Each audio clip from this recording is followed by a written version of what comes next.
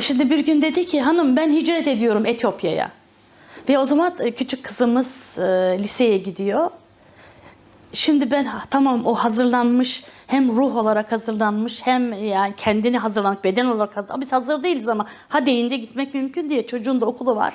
Ve biliyoruz oralarda Afrika ülkeleri olsun, Etiyopya olsun zor, kolay yerler değil yani, zor yerler. Ondan biz gitmedik. O kendisi gitti. Ayrılırken bir grupla gideceklerdi. Aynı şey gibi. Sara validemiz miydi? İsmail, Hazreti İsmail'i İbrahim Aleyhisselam bırakıyor. Dedim ki aynı öyle. Onu şey yapmadan ama böyle gayet. Bizi nereye bırakıp gidiyorsun dedim yani. Diyor ki hiç unutmuyorum diyor gözümün içine bakışını. Ondan sonra ve ben dik durdum. Arkasına o gittikten sonra o kadar ağladım ki. Ne Melike'nin ne Atike'nin oturduk arabamıza bindik. Ağladık. Çünkü tek başına kaldık. Kimsemiz yok. Büyük kızım Amerika'da. Ortanca kızım Rusya'da. Yani işte Rusya'nın St. Petersburg'daydı o zaman. Ondan sonra oğlum gitmiş miydi Tanzanya'ya hatırlamıyorum. Ve biz kaldık. Ondan sonra biraz yaptıktan sonra kendimize geldik. Bırak ya dedim kızım, hadi gel gidelim dedim, bir yemek yiyelim. Ya ne yapalım ya, gideline gidilmez. Ölünün arkasından ağlarsın ama o da biter. Biz şimdi şey var, Çamlıca'da bir dönen bir şey varmış, bir kule varmış. Oraya gittik. Ama ben şimdi oranın ne olduğunu, döner kule mi ne olduğu hiç yapmıyorum. Şimdi dedim ki Atike, benim dedim galiba kızım başım dönüyor dedim. Biraz önce şu tarafa bakıyorduk dedim. Biz şu tarafa dönmüşüz dedim. Yani adaları görüyor. O zaman, anne dedi burası dedi şey yapıyor dedi. Dönüyor dedi yani öyle bir şey. Haleti ruhiye. O zaman Ali abin gitti. Arkasından işte aradan birkaç ay geçti geldi. Bir geldi ki yani tabiri caizse ben artık gittim ama seni de unutmadım. Bir valiz 350 tane gül. Ama ne renk güller, muhteşem güller böyle. Valizle, şimdi dediler ki valiz getirdi. Anne dediler babam sana kirli çamaşırlarını getirdi herhalde dediler. O dedi olur mu dedi, ben dedi Elif'ime dedi kirli çamaşır getireyim miyim dedi. Bak dedi açtık tabii güller. Ne yapacağız o kadar gülleri? Ben onu kocaman bir kovaya kapımızın önüne koydum. Oraya da yazdım. İsteyen istediğini alabilir. Yani herkes apartmanda alan alsın yani. Ne yapacağım ben ona o kadar gülü? Ama her gelişinde de gerçekten güllerle geldi. Daha önce de ilk hizmeti zaten yurt dışı hizmeti onun Çin'di biliyorsunuz. Çin'e gidip geliyordu. Çin'den de bana muhteşem orkideler, böyle altlarında tüpleri var. Rengarenk, çeşit orkidelerle. Ali abinin şeyi bitmez. Yani böyle sürprizleri bitmez. Gidiş sürprizi de bitmez. Hediye sürprizi de bitmez. Yani hadi gidiyorum der sana sürpriz yapar. Ali Bey akşam gelirken bilet almış gelmiş. Hanım dedi yarın sabah çıkıyoruz. Nereye gidiyoruz? Terk ediyoruz dedi. Tabii çok zor. Ben hiç kimseyi yani en kardeşimi bile arayamadım gidiyoruz diye. Çünkü ne olduğunu bilemeden. Biz havaalanında eşim Balkanlara gitti. Ben Amerika'ya gittim. Yani o dedi ki ben oraya bakayım. Oraya müsaitse oraya yerleşiriz. Amerika'ya bak neyse. Oradakiler de abiler demişler. Ali abi burası müsait değil, hemen gitmen lazım. İşte 3 gün mü 4 gün mü sonra Ali Bey Amerika'ya geldi. 2016 3 Mart'ta çıktık biz Türkiye'den. Amerika'ya baktık, gerçekten çok pahalı bir ülke. Yani orada sağlık şartları çok zor. Yani sigortanız, paranız varsa sorun değil ama bizim hiçbir şeyimiz yok. Yani sosyal güvencemiz yok. Ve bu arada bir para falan da şey yapamadık yani öyle satayım atayım yapayım öyle bir şey de yok. Biz öyle geldik. Allah razı olsun, oğlum Tanzanya'da iş kurmuştu. Oturum almıştı. Dedi ki baba anne gelin burada benim üzerimden size de oturum alırız dedi. Biz Tanzanya'ya gittik. Orada yepyeni bir ev kurduk. Şimdi Türkiye'de benim 320 metrekareydi evim, herkes bilir. 8 tane masa, 30 tane sandalye, 20 tane yatak, 5-6 tane yemek takımı, artık borcamı, tenceresi sayısız, kaşık çatalı. Çünkü gelen gidenimiz çoktu. Benim üst katım 160 metre bir daireydi. Dubleks 160 aşağı 160 yukarı. Yukarıyı biz sadece misafirler için kullanıyorduk. Şehir dışından gelen hanımlar otobüste geliyordu. Akın akın Böyle akşam gelip istirahat ediyorlar. Sabah kalkıyoruz. Kahvaltılar hazır. Kahvaltılarını yapıp gidiyorlardı. Böyle bir şey hayat tarzımız vardı. Ama ben şanslıydım. Allah razı olsun. Ali abim bana yatılı bir kadın tuttu. Ben sade yemek yapıyordum. Bayan da işlerimizi yapıyordu. Zor değildi hiçbir şey. Yani orada ben pamuk prensestim. Ama işte Tanzanya'ya geldik. Tanzanya'da hayat şartları gerçekten çok zor.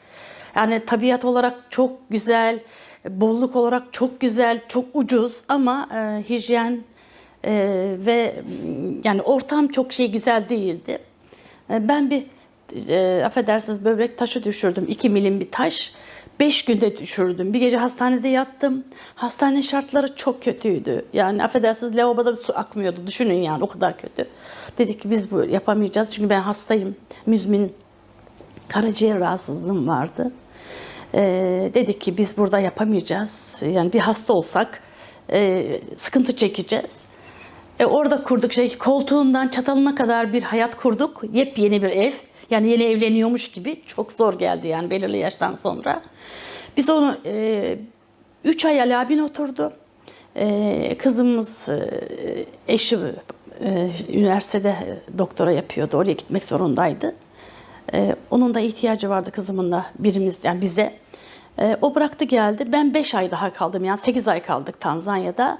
Ve biz Tanzanya'yı da kapattık. Bir hayatı yeni bir daha kapattık ve Amerika'ya geldik. Fakat aynı düşünceler Amerika'daki en büyük sorunumuz sağlık şartları. Yani biz yani normalde sağlık parası yani harcaması olmadıktan sonra yani az parayla da geçinebilirsiniz. Sonra Kanada'nın sosyal bir devlet olduğu ve insanlara iyi davranıldığı öğrendik. Ve biz 2017'nin 24 Nisan'ında illegal olaraktan sınırdan geçtik. Sınırdan geçiyoruz ama şimdi işte mal canın yongasıymış. Elinde bir şeyler olsun istiyorsunuz yani. 3 tane 30 kiloluk valiz, 3 tane el bagajımız var, 3 tane de sırt çantamız var. Bizi getirdiler bir taksiyle işte geçilecek yerde indirdiler. Şimdi Ali abi gelin kız gibi aldı eline bir valizi 20 kiloluk el bagajını atladı geçti karşıya. Burada bütün eşyalar burada. Orada şöyle bir şey var. Bir meyilli toprak var. İncecik bir su akıyor. Oraya da taşlar çatma yapmışlar böyle. Hani düz olsa basabilip geçebilirsiniz. O kadar yani zor bir halde. Şöyle gençler olsa sorun değil. Üstünden bile basmaya bile gerek yok. Hoplar geçer. Ama ben yaşlıyım. Kanada'ya geçiyoruz. Montreal bölgesinden geçtik. Şimdi ben dizimde protez var. Ağır zaten mümkün değil kaldıramıyorum. Sağ elimden, sol elimden, sağ dirseğimden sinir sıkışmalarından ameliyat oldum. Bu eşyalar burada. Zaten Ali Bey karşıya geçtiği için bu tarafa geçip alması mümkün değil. Bitti artık olay bitti. Allah bana çok büyük bir güç verdi. Ben inanamadım kendime. O valizleri aldım, taşa basarak da attım karşıya. Hepsi valizlerin. Ama dediğim gibi hani ne ağrı, ne korku, ben onu yapabilir miyim, yapamaz mıyım hiçbir şey düşünmeden karşıya geçtim. Orada da aynı bir meyil var. Böyle hafif bir tepenin üstünde de 4 tane polis güvenlik görevlisi duruyor. İşte dediler işte gelmeyin gitmeyin. Ha tabii biz yaptık. Geçti yani Ali abin öyle yapınca. Bir delikanlı polis var böyle 25-27 yaşlarında bakıyor. Ben de şimdi tamam burayı hafif meyilden geçirdim. Taştan atlattım ama yukarıya atmamam mümkün. Yani alıp atmam lazım. Şimdi o çocuk bakıyor, polis bakıyor. Oğlum gel dedim. Al şunu götür. Polise. Ama böyle bir şey hani canhıraş insan hareket eder ya. O da bana baktı, göz göze geldik. Ve Allah iman versin Rabbim. Atladı aşağıya, aldı valizleri attı yukarıya. Aldı valizler attı yukarıya. Biz Kanada'ya geçtik artık. Tabii kar var Nisan ama her yerde böyle donmuş karlar vardı. Buz gibi çamur yerler. Eşyalarımız çamur atılıyor yani. Yukarı çıktık artık. Ben başladım ağlamaya. Ali abiyle sarıldım. O da çok şey yaptı yani. Ben çok üzünlendi. Arkasından artık polisin bir tanesi böyle her yerler teçhizatla dolu. Böyle işte tabancası var, kelepçesi var. Kelepçeyi açıp gösterdi Ali abine. No dedi, takmayacağım dedi yani. Bize takmadı tabii. Affedersiniz, kusura bakmayın. Ondan sonra artık bizi camları demirli bir arabaya bindirdiler. İşte şeylerin, bütün işlemlerimizin yapılacağı bir çok büyük bir hangar gibi yere götürdüler. Tabii başka bir sürü insanlar da var. Ve bizim işlemlerimiz başladı. Bir gece orada kaldık. İşte koltuklar var, böyle çok kötü yastıklar, battaniyeler ama kullandık, mecburduk. Biz gittiğimizde ilk girdiğimizde bir sürü şey vardı. Afrikalı insanlar vardı orada. Daha sonra işte başka şeylere çağırdılar. İşte resim çekiliyor, parmak bir sürü sizi incelemelerden geçiriyor, sorguya çekiyorlar. Şey yaptılar. İşte bize bir tercüman, telefonda tercüman aracılığıyla bizi görüştürdüler. O gece işte biz oraya geldiğimiz zaman o yabancılar, yani zaten şöyle 6 saat 6 olduğu zaman işlemleri bitenleri büyük böyle otel gibi şey var. Haym mı diyorlar, neyse, oraya götürüyorlar. Onlar gitmişler. Bir biz vardık, bir de bir delikanlı vardı. Artık biz yattık. Gece kalktık ki Mısır'dan, başka yerlerden insanlar gelmişler. Aileler gelmişler. Normalde eşyalarınızı size vermiyorlar. Yani burada yatacağınız yere vermiyor. Bütün eşyalarınız şey yapılmış. Çünkü kontrol edilecek, elden geçirilecek. Ama ben rica ettim, dedim ben de eşimle şeker hastasıyız. Bu çantamızın içinde yiyeceklerimiz var. İşte ekmek, zeytin, peynir neyse. Müsaade eder misiniz? Ettiler. Arkasından biz artık şeye geldik. Yatacağımız yere geldik. Yattık, sabah oldu. Bir sürü dediğim gibi insan. Ama Allah razı olsun. İnsanlar gelenlere çok güzel değer vermişler. Yiyecekler var, işte bebek için süt var, mama var, meyve var, şu var, kekler var. Ama insanlar, yerler pislik içinde. Meyve sularını yemiş, içmişler, atmışlar, kekler dökülmüş. Yani ben çok üzüldüm. Yani bu kadar yani size sunulan imkanları böyle şey yapmak, etkisiz hale getirmek. Masanın üzerinde öyle. Çok pisti. Yani insanlar varken işte gittiler. Ben artık sabah kalktım. Oraları bütün temizledim. Çantamızdaki şeyleri çıkardım. Bir sofra hazırladım. Allah orada da nasip etti. Çok şükür. O Mısırlı aileye, başka olanlara, işte yabancılar var. Bayağı bir 8-10 kişi varlardı. Buyurun dedik. Beraber kahvaltı yapalım. Beraber orada da yedik kahvaltımızı. Çok mutlu oldular. Hepimize yetti. Birer parça ama yani önemli olan nefsini körlemesi. Davet değildi çünkü. Biz tabi aldılar saat 6'da. Oh, adını bilemiyorum. İşte misafirlerin bulunduğu büyük bir binaya götürdüler. Fakat her taraf insanlar oturmuş, yatmış. O kadar kalabalık bir hal ki, böyle karma karışık bir hal. Dediler ki hiç yer yok, yerimiz yok. Siz başka yerde kalacaksınız. Yani artık gelenler gelmiş yerleştirmişler insanları. Dedik bizim şeyimiz yok. Hani çıkarken söyledik, işte bizim 300 mü 500 mü dolarımız vardı. Biz yani kendi şartlarımızda bir yerde kalamayız dedik. Bizi Allah'ın büyük bir lütfuyla 5 yıldızlı bir otele gönderdiler. Böyle yanılmıyorsam 9. kat mıydı? 13. yani yüksek, çok yüksek bir otele gönderdi. Muhteşem bir oda. Böyle şey gibi, apart gibi, mutfağı da var.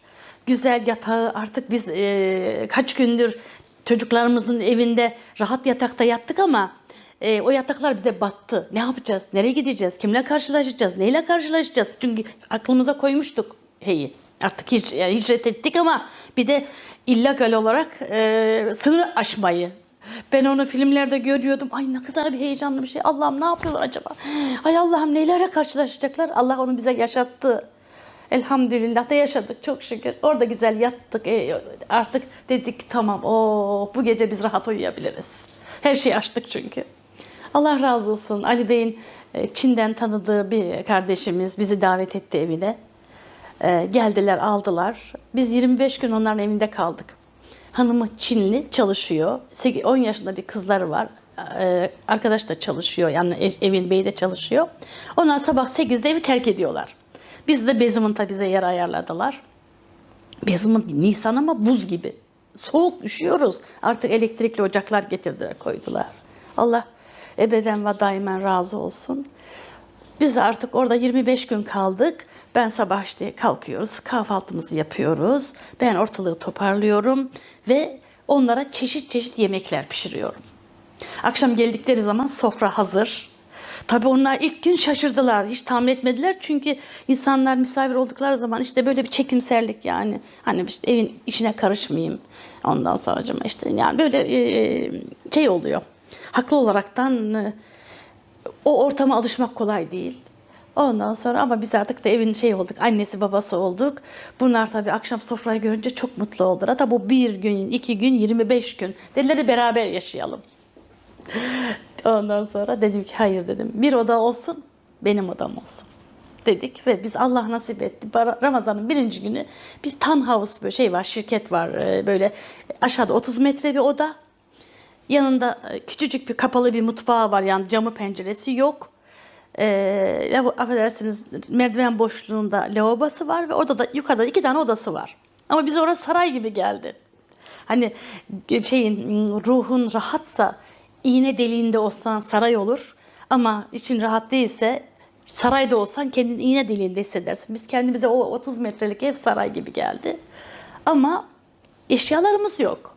Gittik IKEA'dan en ucuz kanepeler aldık. Mesela biz aldık $199, 500, 600, 700, 1000 yani çeşit çeşit ama biz onu almak durumunda onu aldık. Güzelce oturduk. Tabii derler ya ucuzdur vardı illeti, pahalıdır vardı nimeti. Bizim koltuklar çökmeye başladı. Ondan sonra ben onlara minderler diktim, içine kırpıntılar koydum. Bir düzene soktuk evimizi. Bir gün baktım karşımızda büyük bir çöp şeyimiz var. Çöp konteyneri var. Oraya insanlar hem çöpünü atıyor hem de kullanmadıkları eşyalar atıyorlar. Ben hemen gittim oradan çok güzel bir etejer, büyük bir etejer koymuşlar. Çekmecelerini getirdim ama kaldırmam mümkün değil. Bu delikanlı Hintliydi yanılmıyorsam. Dedim ki help dedim. Ama İngilizce de bilmiyorum ama işte o da tamam dedi. Şimdi bir ucundan ben ama şimdi böyle etecer dedim büyük bir konsol diyeyim artık. Bir ucundan ben tuttum, o tuttu erkek yani erkek gelikan böyle 20-25 yaşlarında bir çocuk. Ben bir kaldırdım çocuğun üstüne doğru. Adamcağız tahmin etmedi çocuk herhalde. Tabii bir de şimdi gençler çok güçlü kuvvetli değiller. Yani kaldırmaya alışık değiller yani.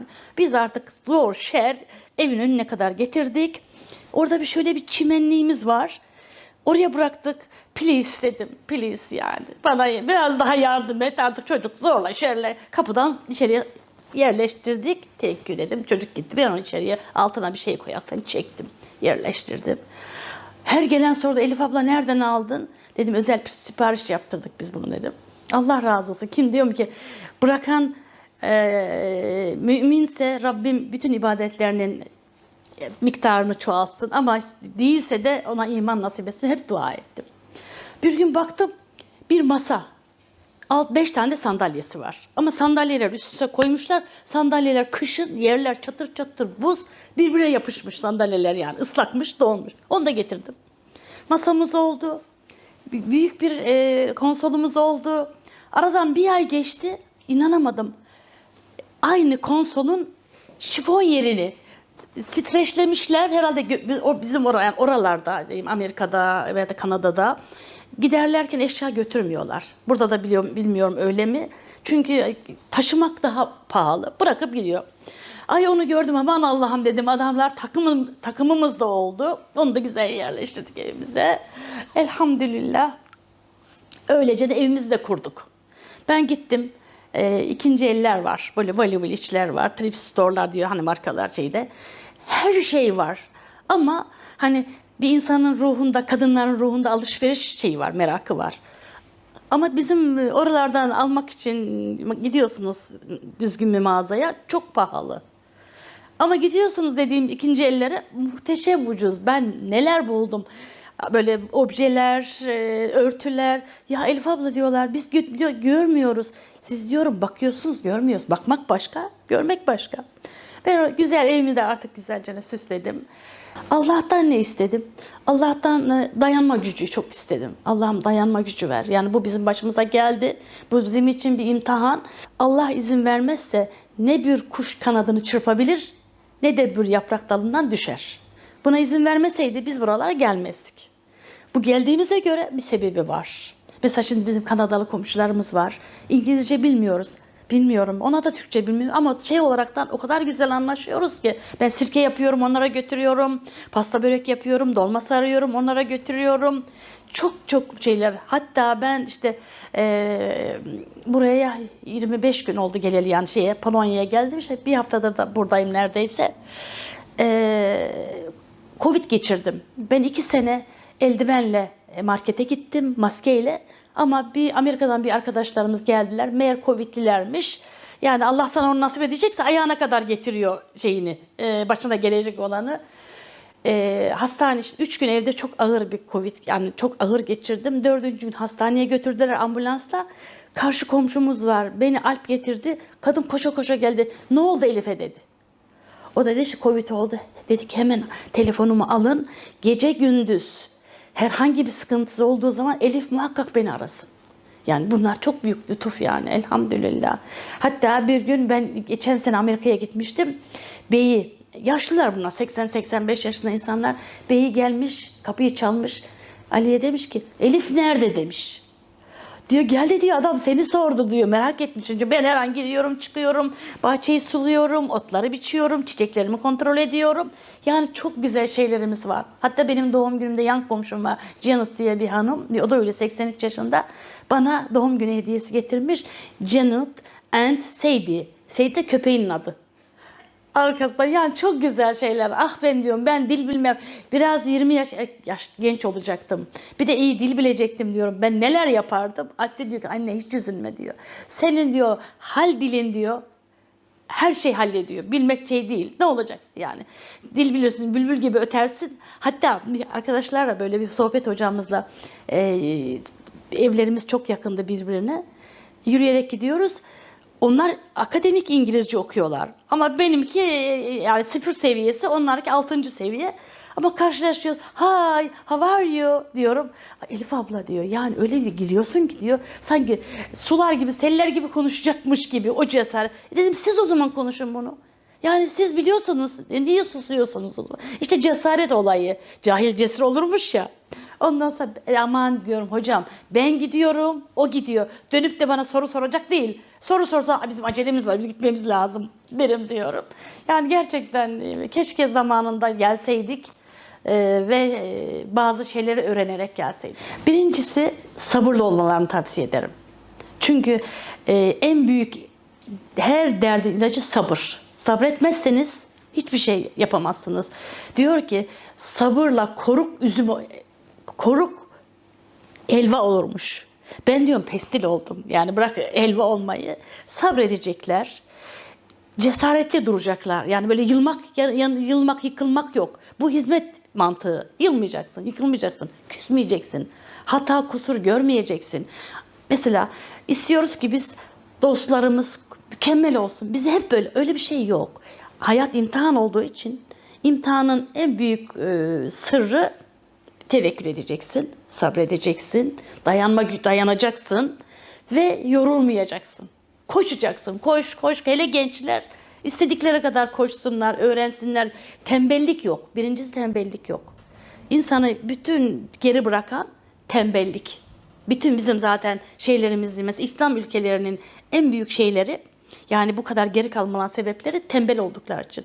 Ve en büyük temizlik, çalışkanlık, sabır, arkasından yılmamak ve yıkılmamak ve hoş görmek.